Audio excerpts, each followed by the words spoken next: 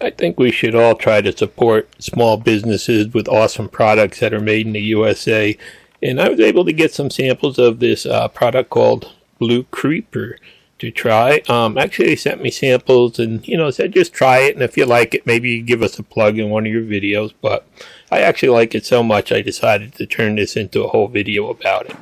And Bluecreeper is made in the USA, and it's a lubricating penetrating product. Now, I've been having trouble with my wife's chemical sensitivity syndrome that I can't use any of the aerosol products anymore. Somehow the smell gets up in the house and makes her very sick. So I'm really happy to try this out. And actually, she was the first one. I had to open it up and let her smell it and see if she could stand it. And yes, she could. She said it's a minty. It's kind of got a little oily smell, but nothing real bad chemically. And she can tolerate it. So that's really a great thing. So here it is. It comes in a small bottle they sent me, and it has an awesome applicator that goes on it. And I also did get a bottle of sewing machine oil, the stainless lubricant that's made for sewing machines. It turns out my wife wouldn't let me touch her sewing machine, so I'm not going to use it on that. But I'll show you, how I used it on some other things in my shop. It's really just a really nice light oil that has some Bluecreeper in it to make it penetrate. And they also sent out a little bottle opener there. I have to figure out where I'm going to mount that. That'll go really good for my home brew. All nice powder coated to match the Logrite products that they sell. So first thing I wanted to try it on was I had these old pliers from my dad. And they are the best cutting pliers, but they're just tough to use. They're so corroded in the joint that they wouldn't open easily. And they're like an antique plier from a Bell Telephone Company, had them specially made. And I decided, I've tried WD-40 on them and everything else, and really couldn't get them working right. So I decided to try some of this Bluecreeper on them first. And go over all the joints. You can see how they're like a precision fitting joint on them, and really a nice, strong, heavy-duty set of pliers. I mean, they've lasted like 60 years. But the minute I, started putting that Bluecreeper on, I noticed it was getting a little bit easier to use here. You can actually work with one hand. And then a couple minutes later, you could see where the Bluecreeper was actually displacing the rust. Watch that. You can see where it's just coming out of there now you move them.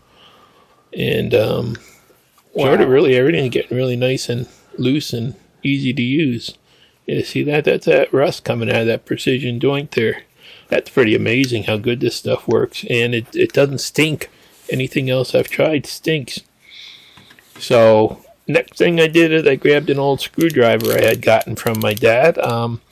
This was his first power screwdriver. This is from like the 1950s. And it just never worked right. I couldn't get the bit out of the end of it, and it would just hang up and wouldn't go in and out. Hadn't really played with it much till now, but I decided I'd like to try to get this working and get some new bits for it if I can. So here I am. I've got that Bluecreeper, and I'm just putting a couple drops here and there on it. Everything that's supposed to move, but didn't always move right. And I'm going to run it in and out there a little while and play with it. And you can see that chuck up on top is actually starting to spin a little bit. And it's starting to move freely. Let's put a little bit more on here and try it. But it's pretty amazing how you can see the rust actually just coming out of the areas. Oh, there it goes. It's moving. And everything's starting to spin. That thing there is starting to move pretty easy now. Wipe it down, and I'll probably put a little sewing machine oil on it once I get it cleaned up there. But there it is. It's actually functional now. You can see I just have to find some bits for it. But this will be pretty cool to have a power screwdriver that doesn't use batteries. And let's reverse it. Oh, it's still hanging up a little bit. Let's work it in some.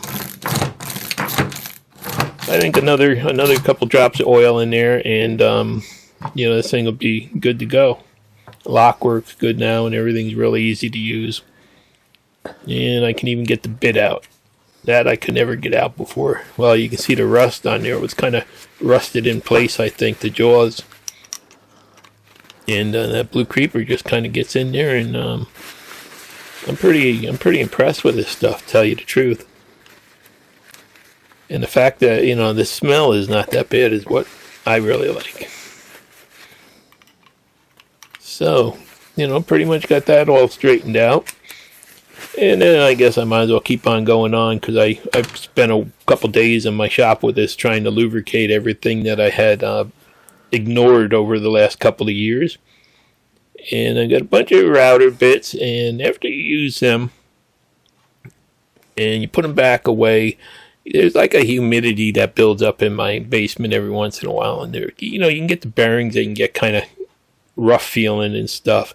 And here you can see how that little applicator on that sewing machine oil, you can put just a drop exactly where you want. And I've been looking for a good, you know, lubricant that wouldn't build up and, you know, would not attract sawdust and stuff. So this looks like it's going to be the perfect one for my router bearings also. And I did notice that there it is.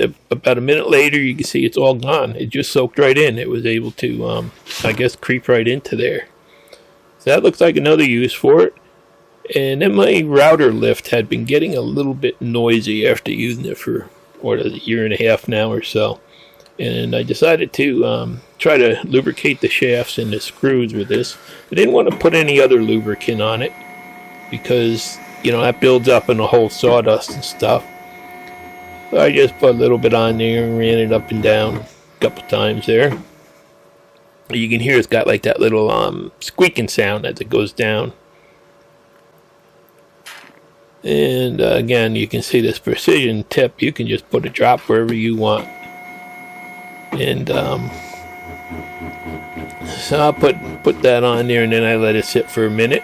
Went back, and there it is. Everything's gone. All the squeaks, all the, you know, noises and stuff. So good to go again. Now let's continue on here. I had this old compass that I used years ago when I first got into business, and we had to draw on the drawing board, and the little threads on it had gotten rusty over the years and made it really tough to use. But I do use, you know, try to use it in my shop a lot to lay things out on cardboard and stuff, and a little bit of Bluecreeper on there, and you can see the rust actually doesn't really bother it anymore. Then I started reading. I said, well, gee, you know, I saw it works on zippers, and it's one grow tent here I've been using for, what, 2 years almost now. The zipper was starting to get a little bit tough there. You can see in the beginning there. Starting to get a little bit tough to open up. And I figured, well, I'm going to try some of this sewing machine oil on it. And again, it did make a difference. You know, I think the zipper is a little bit worn, but it still made a difference.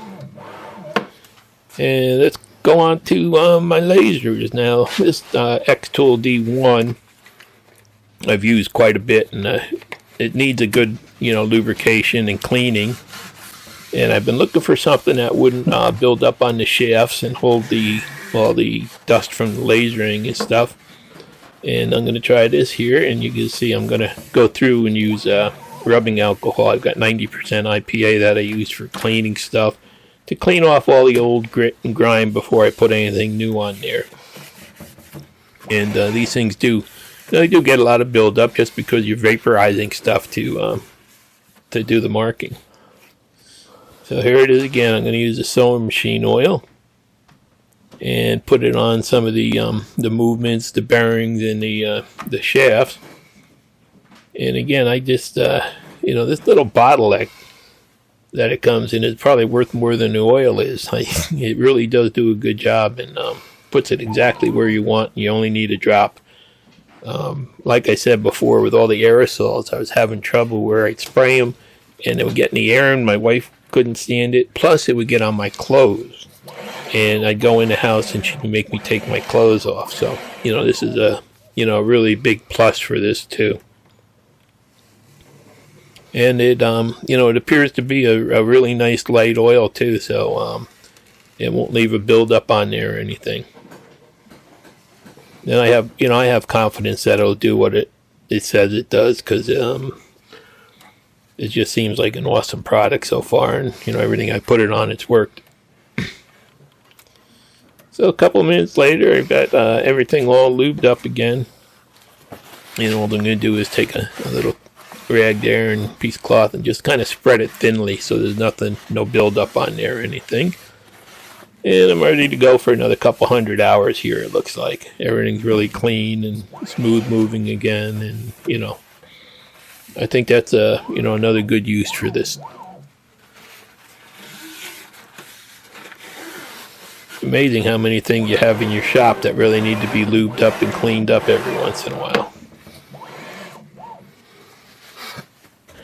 Okay, now I'm going to move on to some of my gardening tools. It's time I've got to get out and start pruning my trees and stuff. So I dragged down all my gardening tools that I use. And these clippers here, I'm just going to put a little bit of sewing machine oil on the pivot joint, because they're used indoors mainly for trimming small plants, or they're not really left outside for anything. So they just need a little bit of oil to keep them freed up and stuff, and it does work good. And the same thing here is the new pair of the Okasun pruners that I bought. This is the 104. Somehow I lost my 103s that I got last year, so I picked up a new pair because I really like the way these cut and stuff. So I'm just going to put a little bit of that oil in the joint just to get going, just to protect them over time. And this is my wife's little pruner for little flowers and stuff indoors, trees and bonsai and stuff like that. And again, a little bit of that oil in the joint. Now these are pruners I use out in the garden, and they've got a lot of rust building up in the joint there, you can see, and they do get left outside and forgotten at times and stuff. So I'm going to put some Bluecreeper around that joint there. And they also have a buildup of like sap and stuff from cutting trees and plants and everything. So I decided to just take a little brass brush and just try to loosen that on there. And you can see it's really the Bluecreeper is cutting right through it there.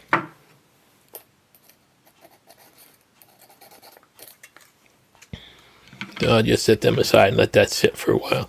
Now this is that pair of pruners. I don't know if you saw last year when I moved my compost pile. I had this pair of pruners I was missing almost 3 years.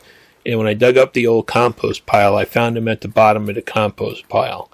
I actually was getting ready to toss them. I had them out in the garage, and I said, okay, this is going to be the ultimate test for Bluecreeper here. They wouldn't move. The handles, that spring was kind of like all rusted, frozen together in there. They wouldn't move. There was rust on the blade stopping it, and the joint was really rusted. I sprayed some WD-40 on it, but that didn't do anything out there. So I said, okay, let's see if Bluecreeper will do it.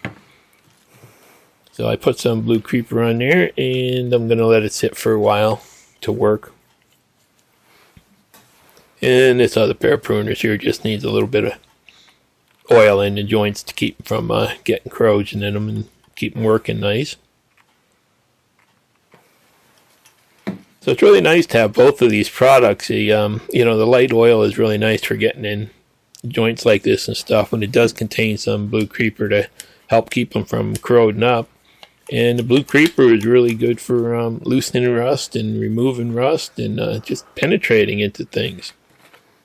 So now with all my pruners on the blades themselves, I actually don't try not to use anything. I know Bluecreeper is supposed to be safe to use, but I always just go back and I put mineral oil on them. It's not the best thing for protecting against rust, but it's you can drink it. It's food grade, and anything I'm going to use in the garden to cut veggies or anything like that, I'm going to use a mineral oil on. And again, I'm just going to wipe this in, and this kind of helps keep sap and stuff like that from building up on them when you're trimming the trees if the sap's starting to run, and actually it just helps make them stay rust free. So there they are. They're all ready to go, and again, a little bit of mineral oil, and then I'll take that the other ones that I put the Bluecreeper on, I'll probably wipe them down with IPA and put mineral oil on the cutting area itself. So a couple minutes, I'm going to start brushing this again with that little brass brush. Looks like the Bluecreeper has really started loosening up everything on it. And you can see this pair's got like a knife on the outside and stuff, so you really have to be careful with it. But it's starting to look just like new again, work like new again. Really, really impressive. It worked good. So there they are, brought back. Ready to go, like I said. Now this pair here, I let it sit for a while, and you can see that spring is really just starting to expand now. It was kind of rusted on itself from being laying in the bottom of the compost pile. I guess it had compost in it and rust and corrosion. But actually, instead of falling out now, you can open it up, and it actually compresses and releases. The blades, there was some rust on that one steel blade there, and this seemed to have loosened it up and gotten it moving. Again, the brass brush I'm just going to use and put another coat of Bluecreeper on there. Stuff seems to be really working.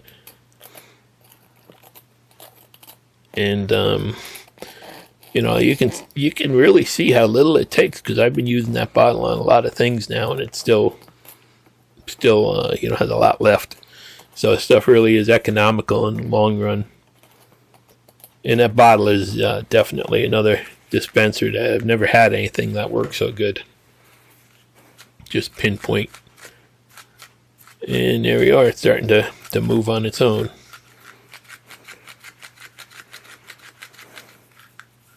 That's pretty amazing. I was getting ready to toss these and see if I could find another set. Now I don't have to. Just have to take a little stone to the blade and sharpen them up a little bit, polish it up. But otherwise, except for the ugly stuff on the handle, they really do look nice now. So they'll get me through a couple more seasons, and you know, hopefully I won't lose them again, leave them lay out like I did. This is probably how I'm going to find my other pair of Okasoon pruners, so I've got a fear. But, you know, there they are. They actually open on their own, close, work just like new. Wow. So I will say that's amazing right there, what I was able to do with that stuff.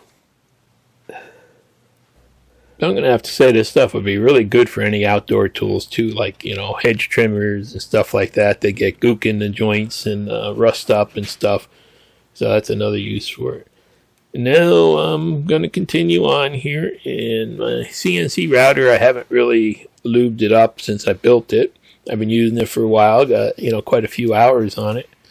And all the bearings were the cheap Chinese bearings and stuff. And I really had no way to lubricate them before.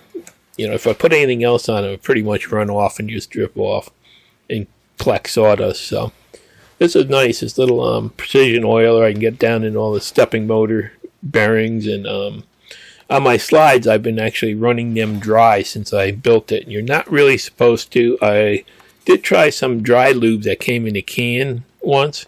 And I used that once, and my wife told me I used it again, you're getting kicked out of the house. So the smell of it was just terrible.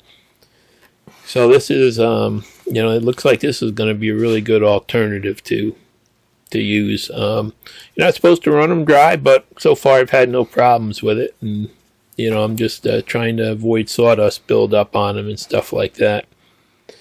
There actually are grease fittings on them if you want to go through and grease them all, but I've been avoiding that. I'll just see how long they last like this. You know, they aren't that expensive, so if they do go bad, I can replace them. But I will say that, you know, you can see that little applicator. It lets me get right in the bearings, you know, lay it right on a nice thin bead on the lead screws and the guide blocks there and stuff. So I'm going to give it a try, you know, in this application. It looks like it'll work, but anything that you have that had little bearings and stuff that, you know, need to be lubricated, I think this stuff's a great option for the way it kind of soaks right into them. Goes right through the sealed areas. And again, I'm just going to use this on my screws and stuff. And, you know, we'll see how it works. It's, you know, it's very thin oil, so it shouldn't attract dirt or dust or sawdust or anything. And that's what I'm trying to keep off all these guides and, you know, screws and stuff, because they're all in the open the way I built it. A little drop to you, and that's all lubricated up and ready to go. And now I got another project I'm starting. I've got some bearings blocks here for, and they come dry from the factory, and you're supposed to put grease in them too, but I don't want to do that either. So I decided I'll just try a little bit of sewing machine oil on there. And, boy, what a difference. You can feel originally it's real rough and bumpy, and you can feel the bearings stick together in there. You can see it. The other block doesn't have any lube in it yet, so you can see you really gotta tilt it to get that one to move, where this one actually just glides right down the shaft. So I think it's not a use that most people would do with it, but I'm gonna try it, and it looks like it's gonna work. And I'm on the roll here, lubricating things, and I decided to see how it would work on the bearings on my 3D printer. That's getting old and dusty. It's got a couple little squeaks in it and stuff, and figured I'd go through all the bearings and the lead screws and everything and put a couple drops of this sewing machine oil on it. And in the end, it actually did, did get rid of the squeaks, and it also, as you can see, is very easy to pinpoint, so you don't have a mess when you're done. Just takes a couple drops on the bearings, and pretty much it soaks in. It doesn't really run off if you put just a little bit on. So, I think it's a 3D printing, and look, you can see how that little nozzle will get down in there. So I think this is going to be good for any of the small bearings I have. I know it's made for sewing machines and stuff like that. And there you can see, after all my playing and cleaning and lubing, I still have a lot left, but I will tell you I'm going to go buy some refill bottles real soon. These are some of those products I'd highly recommend. You have a bottle or two around your shop, because they do work, and I'll put a link to their website here where you can go see what they offer. And they have the Bluecreeper, and they also own a company called Right Leg, and they make awesome legs. They're all made in the USA, right in Connecticut, and I have some slabs that I'm actually going to buy a set of these for in the future and try them out. So I thought you might be interested. I know I have a lot of woodworkers here, and just to see some of the legs that they do offer for building furniture and putting on your slabs. Then they also have the only log ride company that makes all these log arches and awesome cant hooks and PVs right in the USA also. So I'm hoping you give these people a try and try a couple of their products, because they really do have quality products, and they are made by a small business right here in the USA. It's really time we stand behind all our small businesses now, I think. Thanks for watching. Please subscribe.